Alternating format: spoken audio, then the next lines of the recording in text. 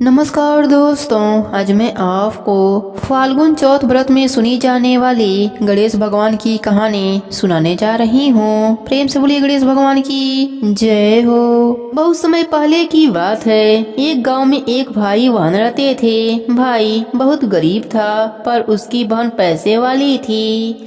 जब बहन के ननद का विवाह था तब बहन ने न अपने भाई को विवाह में आने का निमंत्रण दिया, न ही कोई चिट्ठी भेजी।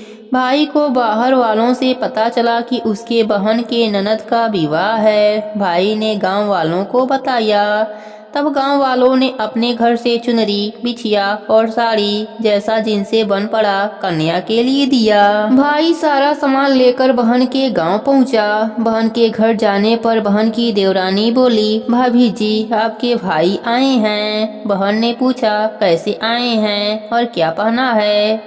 देवरानी ने कहा, पैदल आए हैं, फटी पगड़ी फटी धोती पहने हैं। बहन बोली, मेरे ससुर हवेली के सामने दुकान में बैठे हैं, मुझे शर्म आती है।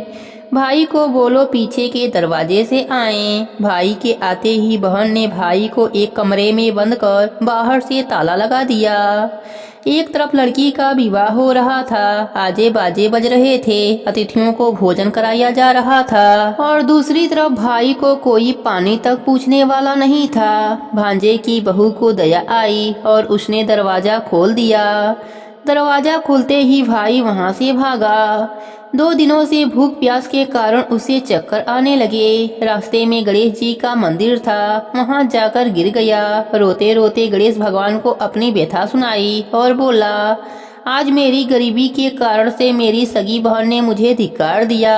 घर जाने पर मेरी पत्नी जब पूछेगी कि विवाह से क्या मिठाई लेकर आए हैं तो मैं क्या जवाब दूंगा। गणेश जी को उस पर दया आ गई और वह बोले, मेरे बगीचे से ककड़ी और तरबूज तोड़कर ले जा। भाई ने ककड़ी तोड़कर झोला भर लिया और अपने घर गया। घर जाते ही बच्चों ने पूछा, पिताजी बुआ के वहाँ से हम लोगों के लिए क्या लाए हैं?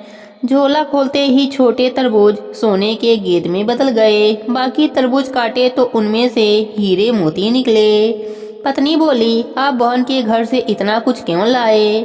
आपकी बहन ने हम लोगों को बहुत ज्यादा दे दिया है। भाई ने कुछ भी जवाब नहीं दिया। गणेश भगवान की कृपा से उनके दिन बदल गए। भाई का काम धंधा जोरों से चलने लगा। धीरे धीरे गहने बने, रहने के लिए मकान बन गया। पत्नी बोली, ननद जी को बुला कर लाओ। भाई नए कपड़े नए जूते पहनकर रथ में बैठकर बहन को लेने गया। देवरानी बोली, भाभी जी आपके भाई आए हैं। बहन ने पूछा, कैसे आए हैं और क्या पहना है? देवरानी बोली, रथ में बैठकर खूब ठाट बाट से आए हैं। बहन बोली, मेरे भाई को बोलो कि हवेली के सामने से आए, मेरे ससुर देवर जेठ देखेंगे। भाई का बहन ने खूब स्वागत किया। भाई बोला, मैं तुम्हें लेने आया हूँ। बहन बोली, मुझे भी बहुत दिन हो गए हैं, चलो मैं चलती हूँ। भाई बहन को लेकर अपने घर आया। भाई और उसकी पत्नी ने बहन का खूब आदर सत्कार किया। जो चीजें मांगी सब बनवा कर दिया। बहन बोली, भाई मुझे जूती चाहिए। भाई ने मोची को बुलाया और कहा, मेरी बहन के लिए ऐसी जूती बनाओ जो मुंह से बोले। भाई ने बहन को बहुत सारा धन देकर विदा किया, पर अभी तक वह जूती नहीं आई थी। बहन रवाना होने लगी तब मोची वह जूती लेकर आया। बहन के जूती पहनते ही जूती बोली, निर्धन भाई की पैसे वाली बहन, गणेश जी का बगीचा नहीं होता तो आज क्या करती बहन? तब भाई की पत्नी ने पूछा, यह कहाँ से आवाज आ रही है? भाई ने कहा, सुबह का समय है, कोई जीव जंतु बोल रहा होगा। भाई ने घोड़े गाड़ी को जल्दी जाने के लिए कहा। बहन के जाते ही पत्नी जिद करके बैठ गई कि जूती क्या बोल रही थी। पति ने अपनी पूरी आप बीती सुनाई कि कैसे बहन ने मुझे 2 दिन भूखा रखा, कमरे में बंद कर दिया था। भांजे की बहू ने दरवाजा खोला तब मैं बाहर आया और गणेश भगवान के शरण में जा पहुंचा। गणेश जी की कृपा से हमारे दिन बदले हैं। उसने अपनी पत्नी को सारी बात बताई। तब पत्नी बोली, अगर मुझे पहले मालूम होता तो मैं आपकी बहन को कुछ नहीं देती। मेरा दिया हुआ सब कुछ वापस लेकर आओ।